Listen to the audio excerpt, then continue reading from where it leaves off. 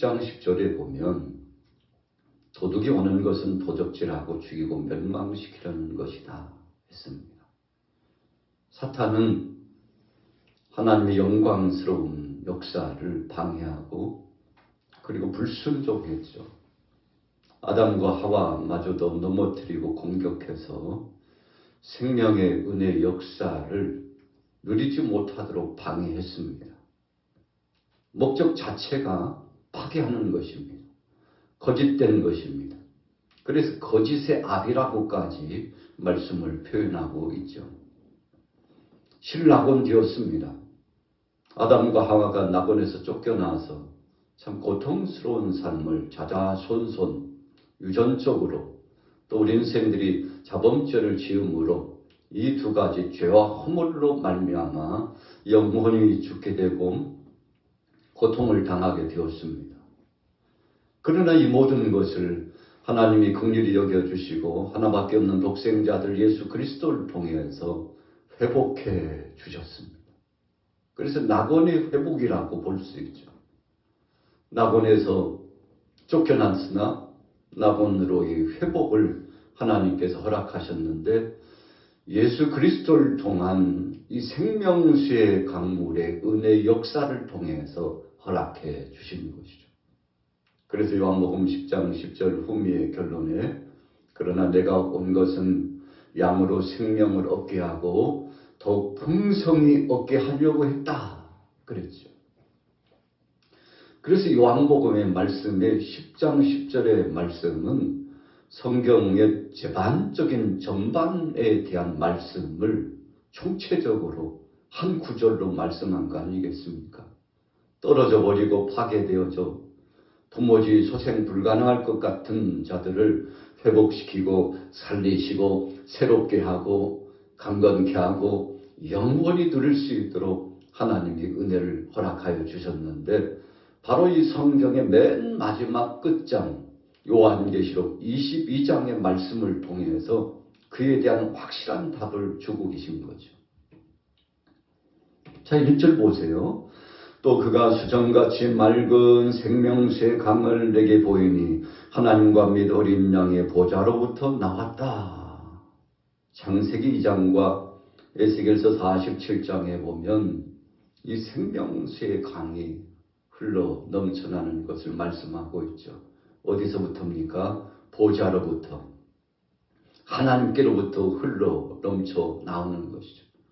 여러분, 그래서 하나님의 역사는 선한 역사입니다. 하나님은 죽이는 역사, 파괴하는 역사, 심판의 역사가 목적이 아니고 살리는 역사요, 회복시키는 역사요, 치유하시는 역사입니다. 그래서 우리는 영적으로 분별할 때 이렇게 생각하면 됩니다. 죽이고 도적질하고 파괴하고 넘어뜨리고 끊임없이 이간질하고 분리하는 것은 사탄의 역사가 진행되고 있구나. 그런데 그 와중에도 회복해 하시고 강건케 하시고 치료시키시고 하나님의 은혜 가운데서 행복을 누릴 수 있도록 하는 것은 성령 안에서 하나님께로부터 오는 것인데 오늘 저와 여러분들에게 이런 은혜가 임했으니 얼마나 감사한 것입니까? 그래서 생명수의 강의 은혜를 넘치게 경험할 수 있도록 했죠. 하나님과 및 어린 양의 보좌로부터 바로 나왔다고 했습니다. 그래서 그 출처에 따라서 달라지는 겁니다. 오늘 저와 여러분들이 예배당 중심으로 삶을 살죠. 마지막 시대는 성령 중심, 교회 중심으로 살아야만이 강건할 수 있습니다. 교회 밖에, 성령 밖에 살아가면 바로 그 시작점부터 불행이 시작되는 것이죠. 예수님께서는 요한복음 4장 14절 말씀에 분명히 말씀을 해 주셨습니다. 내가 주는 물을 마시는 자는 그 속에서 영생하도록 솟아나는 샘물이 되도록 해주겠다고 했습니다. 그래서 수가성 여인이 인생 무대에 있어서 칠흑같이 어둡고 고통스러움을 경험해서 정오의 시각에 물동이를 이고서 물을 길러 왔는데 거기서 예수님을 만나게 되죠. 유태인인 예수님께서 왜 거기에 서 있는지 의아해했습니다. 그러나 예수님께서는 바로 사마리아의 성의 수가성 이 여인을 만나러 직접 찾아오시는 것인데, 그가 예수님을 만나고서는 그분이 메시아라는 사실을 발견하고 조상적부터 기다려왔던 그분이 여기 왔다. 여러분들 와보시라고. 여러분, 그때 예수님께서 아주 중요한 말씀을 주신 거 아닙니까? 내가 주는 물을 마시는 자는 영원히 목마르지 않으리라. 이 수가성 여인이 예수님 만나고 인생 무대에 있어서 참 답답하고 컬컬하고 목마르고 기진하고 죽을 것만 같고 인생 다 끝나버린 것 같았는데 예수님 만나고서 삶이 반전되었습니다. 여러분, 그렇습니다. 오늘 저와 여러분들도 예수님을 인격적으로 우리의 마음속에 중심으로 만나면 생각이 달라지고 말도 달라지고 삶도 달라지고 살아가는 삶의 목적, 이 정체성이 달라져요. 여러분, 그래서 모든 것들이 변화를 경험하는데 우리가 전자의 장에서 말씀을 강론했던 것처럼 파라다이스의 천국을 경험하는 것입니다. 천국이 이제 앞으로 도래할 곳, 여러분, 막연하게 미래의 것으로만 생각하면 우리가 아직도 온전한 믿음이 아니라고 말씀드렸죠. 천국이라고 하는 것은 예수님을 구주로 영접한 그 순간부터 맛보면서 살아가는 것입니다. 누리면서 살아가는 것입니다. 어떤 사람들은 어쩔 수 없이 살아가는 인생이 있고, 어떤 사람들은 주님이 주신 것을 그 행복과 은혜를 누리면서 즐거워하면서 사는 사람이 있는데, 여러분, 즐거워하면서 살면 어떤 환난과 풍파와 고난이 또 세상에 여러 가지 문제가 엄습해 와도 두려워하지 않습니다. 절망하지 않습니다. 넘어지지 않습니다. 왜 그런가요? 이 속에 생명수 샘물과 같은 사랑의 예수님께서 성령으로 자정해 주시기 때문에 이제부터는 내 이모대로 살아가지 않고 예수님 때문에 그분에 의해서, 그분에 이끌려서 살아가는 삶이 되기 때문에 그렇습니다. 여러분, 그래서 우리 신앙인들은 삶 자체와 생각 자체와 살아가는 방식이 다른 것이죠. 세상의 어떤 조건부적인 것을 의지하고 살지 않습니다. 하루에 일용할 양식만 하나님이 주셨다면 그것 가지고도 감사하고, 때로는 배고픔과 추위와 환난과 핍박이 닥쳐와도 살아있다는 사실 자체가 감사하고, 사명을 감당할 수 있어서 감사하고, 혹 죽는 이 핍박이 엄습해 온다 할지라도 순교될 수 있어서 또 감사하고. 그래서 바울이 뭐라고 고백했습니까? 살아도 내가 주를 위하여 살고 죽어도 주를 위하여 죽는다. 사나 죽으나 나는 주님의 것이라고 그렇게 고백했죠. 여러분, 그러니 세상 사람들이 바울을 감당할 수 없었어요. 사탄이 한 길로 왔으나 7길로 떠나갔죠. 여러분, 그래서 이 마음속에 성령으로 생수가 흘러가는 사람은 목마르지 않습니다. 갈증을 느끼지 않습니다. 괴롭다고 말하지 않습니다. 부족하고 못 살겠다고, 죽겠다고 말하지 않습니다. 왜 그런가요? 그분으로 인해서 나 자신의 존재 의미가 있고, 그분으로 인해서 내 삶이 새롭게 시작되기 때문입니다. 자, 오늘 요한계시록 22장의 말씀은 생명수의 강, 두 번째 2절에서는 생명나무, 이 두 가지의 말씀을 통해서 핵심적인 우리의 삶을 재정립해 주고 있죠. 자, 2절, 3절 같이 읽어볼게요. 시작. 길 가운데로 흐르더라. 강 좌우에 생명나무가 있어 12가지 열매를 맺되 날마다 달마다 그 열매를 맺고 그 나무 잎사귀들은 만국을 치료하기 위하여 있더라. 다시 저주가 없으며 하나님과 그 어린 양의 보좌가 그 가운데 있으리니 그 종들이 그를 섬기며. 여러분, 에덴 동산에 생명나무가 있었죠. 화영검을 통해서 그것을 지키셨어요. 여러분, 자격 없는 자는 누릴 수 없습니다. 아담과 하와가 범죄한 이후로 자격을 상실했죠. 가까이 갈 수 없습니다. 하나님 앞에 나아가서 큰 은혜와 복을 누릴 수 없었어요. 여러분, 죄라고 하는 것은 그런 것입니다. 그래서 우리가 예수님을 구주로 영접하고 나서부터는 죄에 관한 모양이라도 버립니다. 여러분, 흉내도 내지 말라고 그랬어요. 우리는 어떤 때는 세상에 젖어가지고 죄악의 그늘에서 하나님이 싫어하는 것만 골라서 하면서 살 때가 많아. 여러분, 그러면 어떻습니까? 인격적으로 우리 안에 임하신 성령께서요, 탐식하십니다. 왜 그러고 살아? 그것은 하나님이 기뻐하시지 않잖아 라고 끊임없이 충동적으로 성령의 역사가 탄식하면서 이 안에서 우리의 마음을 놓고 합니다. 그렇게 살지 말라고 말씀합니다. 그럼에도 불구하고 거부하고 하나님 뜻대로 살지 않으면 하나님께서 사랑하시기 때문에 적당하게 매를 때리실 때도 있습니다. 왜 그런가요? 그 영혼이 불쌍하기 때문에. 여러분, 그래서 우리는 죄의 모양은 흉내도 내지 말고 그런 것들에 답습하거나 그런 길을 가서도 안 되고 오만하거나 또 하나님의 뜻과는 상관없는 자리에 앉아서도 안 됩니다. 여러분, 그것이 성별된 삶이에요. 거룩한 자의 삶은 그래서 달라지는 것입니다. 오늘 본문에도 분명히 말씀했잖아요. 뭐라고 말씀했습니까? 오늘 우리 인생들이 하나님의 뜻 가운데서 정말 믿음 안에 살아야 되겠지만 15절 말씀에 보니까 개들과 점술가들과 음행하는 자들과 살인자들과 우상숭배자들과 및 거짓말을 좋아하며 지어내는 자는 다 성 밖에 있으리라.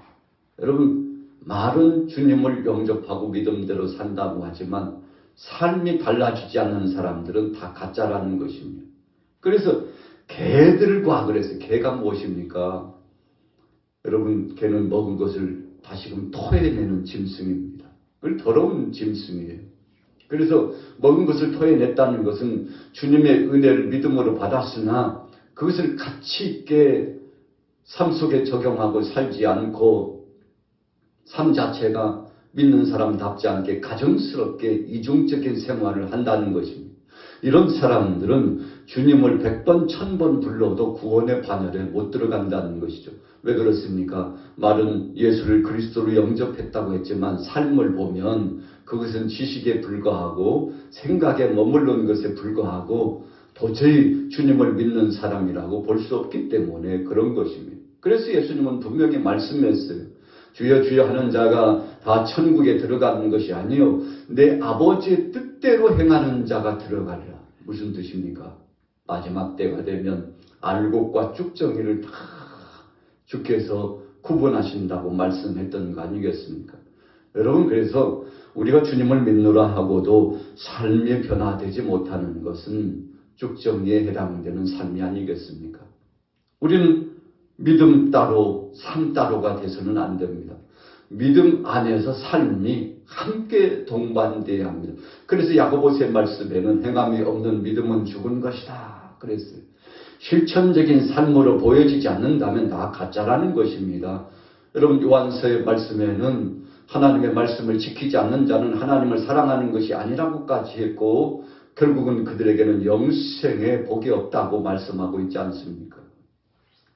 자, 보세요. 2절 중반절에 달마다 그 열매를 맺고 그 나무 잎사귀들은 만국을 치료하기 위하여 있더라. 여러분, 생명수의 강과 생명나무의 은혜의 혜택을 받는 사람들은 다 치료와 회복을 받습니다. 그래서요, 그 나무 잎사귀들은 만국을 치료하기 위해서 있다고 했는데 참 감사한 것이죠. 다시는 저주가 없다고 했습니다. 하나님과 그 어린 양의 보좌가 그 가운데 있다고 했습니다. 그 종들이 그를 섬긴다고 했습니다. 여러분, 예수님 중심, 하나님 중심으로 살아가는 그 나라, 바로 그것이 천국 아니겠습니까? 저와 여러분들은 믿음 안에서 이 은혜를 받았습니다. 얼마나 감사하고 감격스러운 것입니까? 자, 4절 5절 읽습니다. 시작. 그의 얼굴 볼 터이요 그의 이름도 그들의 이마에 있으리라. 다신 밤이 없겠고 등불과 햇빛이 쓸데없으니 이는 주 하나님이 그들에게 비치심이라. 그들이 세세토록 왕노릇하리로다.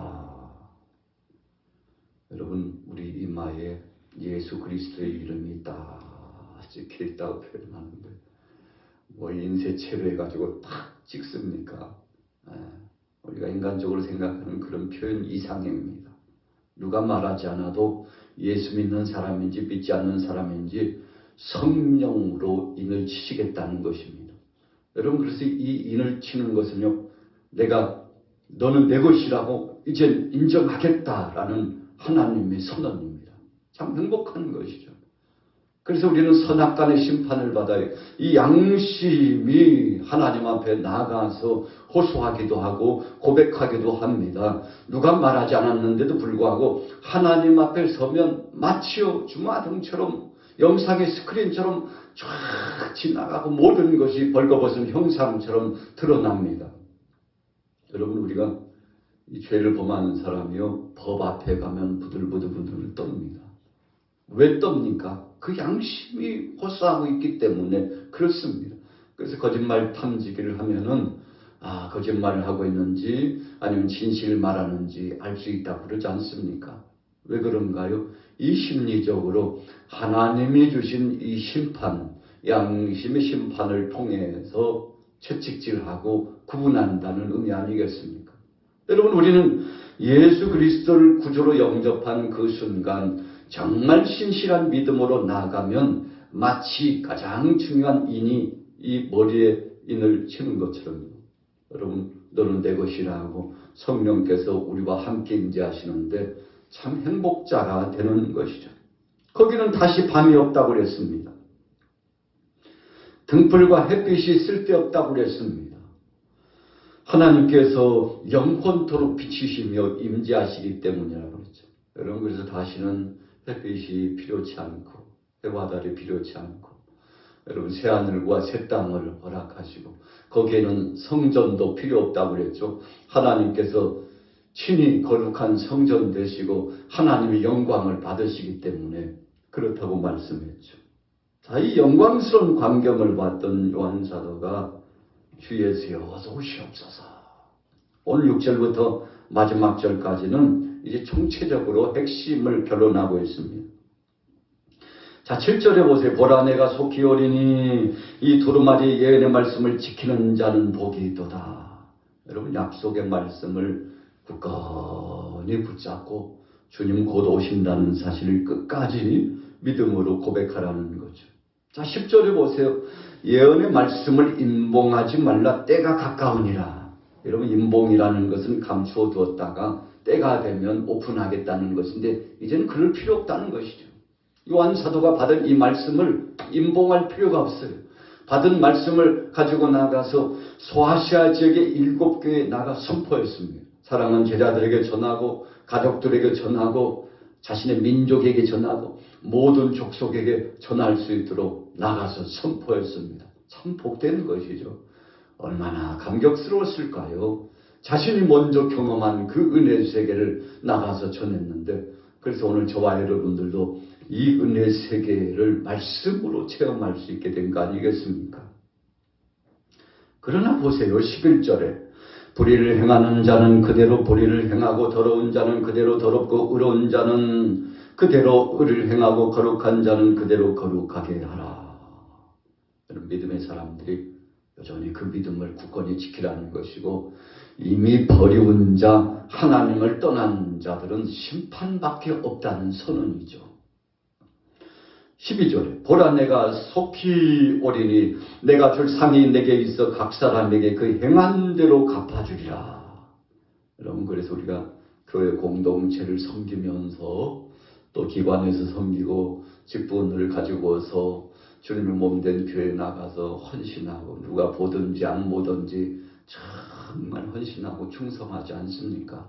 이유가 뭐예요? 오늘 12절 말씀 때문에 그래요. 행한 대로 주님이 갚아주시겠다고 했습니다. 여러분, 그래서 우리 믿음의 사람들이 시험 들 것도 없고 누구 사람 보고 넘어질 것도 없고 불평하거나 악평할 것도 없고, 우리는요, 신실한 믿음의 사람들은 뭐라고 고백합니까? 주여, 나 자신이 넘어질까 조심합니다. 주님, 나는 저와 같이 넘어지지 않고 신실하게 서길 원합니다.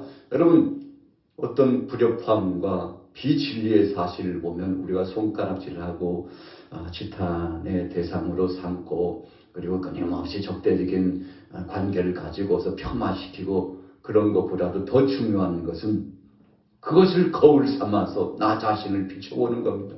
주님, 저의 모습을 보니 나를 보는 듯하고 나도 완전치 못하고 연약한 자인데 주님 넘어지지 않도록 성령님 나를 도와주시고 말씀으로 메어달라고.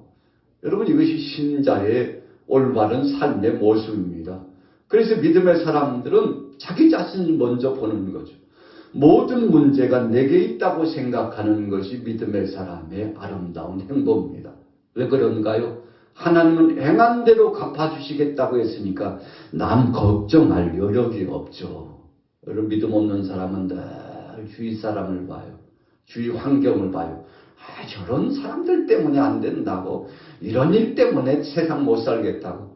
여러분, 믿음 없는 사람들은 그렇습니다. 그러나 믿음의 사람들은요, 어떤 상황과 어떤 세계와 어떤 사람을 만나더라도 그리스도의 사랑을 가지고서 포용하고 그리고 실천적인 믿음을 가지고서 오히려 불리하고 이간한 곳에 평화의 선물을 주고 하나 되게 하고 그래서 안 될 것만 같은데 되어지게 나가고. 왜 그렇습니까? 하나님이 행한 대로 상을 주시기 때문에 주님만 바라보고 믿음 생활 한다는 것이죠. 그래서 각 사람에게 줄 상이 있고 행한 대로 갚아주신다는 말씀 때문에 우리가 끝까지 견딜 수 있는 거 아니겠습니까? 14절에 보세요. 자기 두루마기를 빠는 자들은 복이 있도다. 여러분, 옷을 빤다는 것인데요, 회개하는 사람은 복이 있다는 것입니다.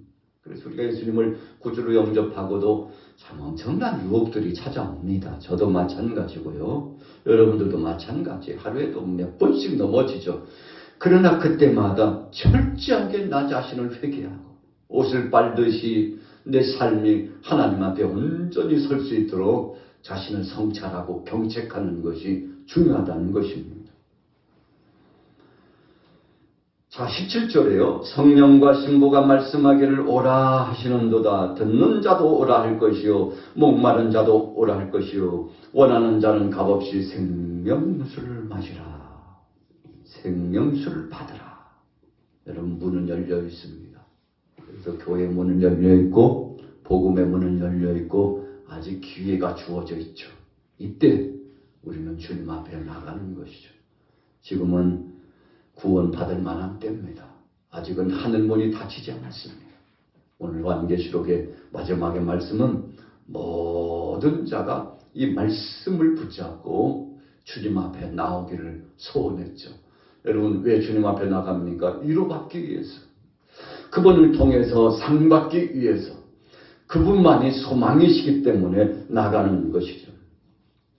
자, 18절에요. 중반절. 만일 누구든지 이것들 외에 더하면 하나님이 이 두루마리에 기록된 재앙들을 그에게 더하실 것이요. 만일 누구든지 이 두루마리 예언의 말씀을 제하여 버리면 하나님이 이 두루마리에 기록된 생명나무와 및 거룩한 성에 참여함을 제하여 버리라. 여러분, 하나님의 말씀은 살았고 운동력이 있기 때문에 그 말씀을 그대로 전하면 됩니다. 빼거나 더해서도 안 됩니다. 그래서 우리 신앙인들은 말씀이 있는 곳에 머물고 말씀이 진행되는 곳에 따라가고 말씀이 함께하고 있는 그 현장에서 우리의 삶이 정체성을 이루어 나가고 복된 삶으로 나아가는 것이죠. 오늘 하루도 이제 우리의 남은 삶 동안에 오늘 요한계시록 22장 말씀 직전에 21장 말씀 꼭 기억하면서 우리는 거룩한 성에 들어갑니다. 새 예루살렘 천국에 입성하는 자가 됩니다. 이 땅에 살면서 작은 천국을 맛보다가 주님 호련히 부르시면 언제 부르시든지 주님 앞에 가게 될 텐데 이 믿음 준비 잘 하시고 요한 사도가 마지막에 이 환상을 보고 고백했잖아요. 마라나타. 아멘. 주 예수여 어서 오시옵소서. 오늘도 우리는 고백합니다. 주님 어서 오시옵소서. 그 나라에 빨리 입성하고 싶습니다. 어서 오시옵소서.